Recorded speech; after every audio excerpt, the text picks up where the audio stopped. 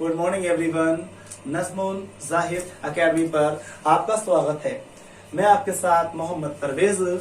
उम्मीद करता हूं आप लोग अच्छे हों। आज हम इस सेशन में बात करेंगे या फिर बात करने जा रहे हैं हिंदी लैंग्वेज के कोर शब्द के बारे में।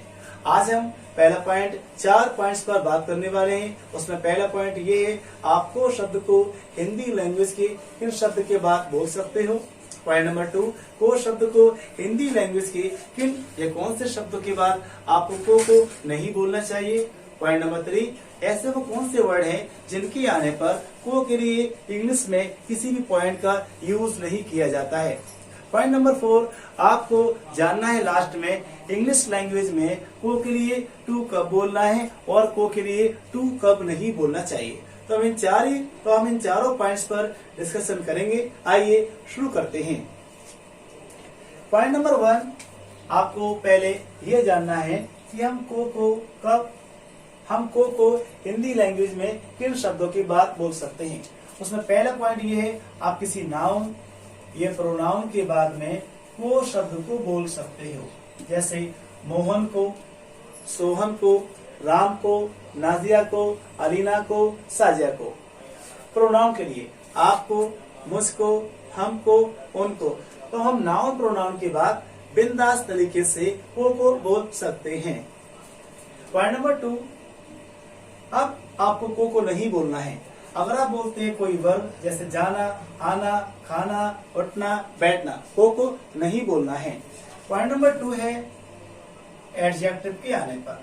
एडजेक्टिव के बाद भी आपको को नहीं बोलना है। जैसे अच्छा को, बुरा को, आपको को नहीं बोलना एडजेक्टिव के बाद में। पॉइंट नंबर 3 है एडवर्ब के बाद में आपको को नहीं बोलना है। और पॉइंट नंबर 4 है, आपको हेल्पिंग वर्ब के बाद में को वाले वर्ड को नहीं बोलना है।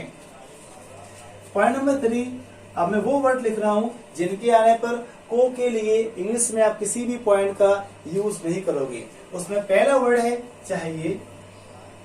जैसे आपको जाना चाहिए, आपको आना चाहिए, आपको बोलना चाहिए। चाहिए के आने पर को के लिए आप किसी भी पॉइंट का यूज नहीं करोगे। पॉइंट नंबर 2 है अवश्य चाहिए।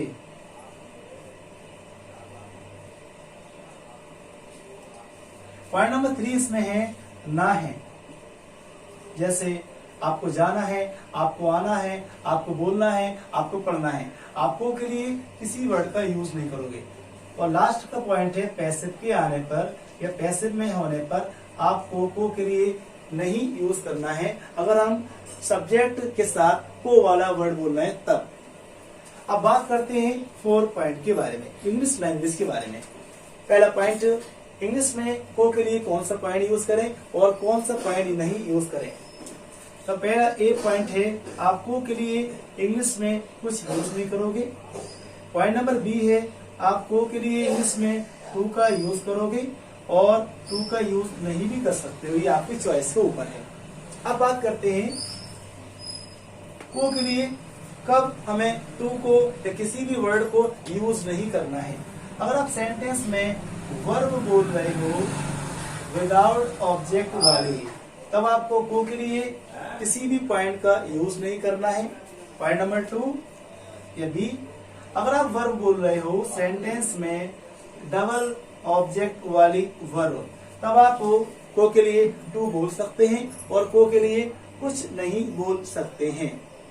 दोबारा बोल रहा हूं मैं, आप नाउन प्रोनाउन के बाद को बोल सकते हो। आप वर्ब के बाद, एडजेक्टिव के बाद, एडवर्ब के बाद, हेल्पिंग वर्ब के बाद को नहीं बोलोगे। पॉइंट नंबर 3, अगर हम को के बाद में चाहिए वाला वर्ड अवश्य चाहिए है या फिर ना है, ये पैसिव में को के बोल रहे हैं सब्जेक्ट के साथ में, तब आपको इंग्लिश में इन पॉइंट के आने पर को के लिए किसी भी पॉइंट का यूज नहीं करना है। पॉइंट नंबर 4 ये है, आप को के लिए कुछ यूज नहीं करोगे या फिर आप को के लिए टू का यूज करोगे डबल ऑब्जेक्ट वाली वर्ब होने पर। अब मैं आपको इनके एग्जाम्पल बता रहा हूँ। एग्जाम्पल में आपको समझना है कि हम को के लिए कब यूज करें टू और कब यूज नहीं करें टू को।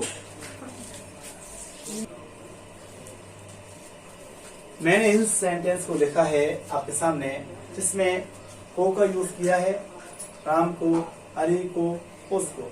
इन 3 पॉइंट में हम को के लिए टू का यूज कर भी सकते हैं और टू का यूज नहीं करेंगे। तो पहले आप इनको जानिए।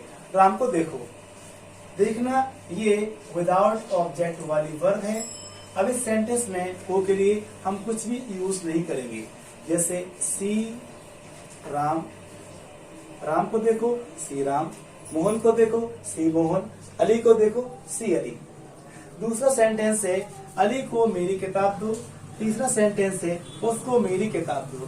देना डबल ऑब्जेक्ट वाली वर्ब है। हम इन दोनों सेंटेंस में टू का यूज कर भी सकते हैं और दोनों सेंटेंस में टू का यूज नहीं करेंगे। मैं आपको दोनों ही पॉइंट दिखा रहा हूं। अली को मेरी किताब दो, गिव देना, माई बुक मेरी किताब,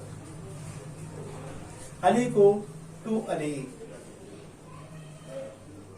तीसरे वाक्य में मैंने अली के लिए प्रोनाउन का यूज किया है। हम इस सेंटेंस में तीसरे वाक्य में टू लगा भी सकते हैं या फिर टू नहीं लगा सकते हैं। जैसे गिव देना माई बुक मेरी किताब टू हिम उसको।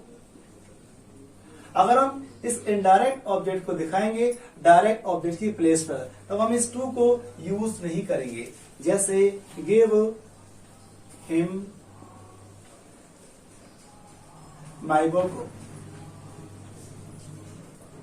उम्मीद करता हूं आप मेरी बात समझ गए होंगे।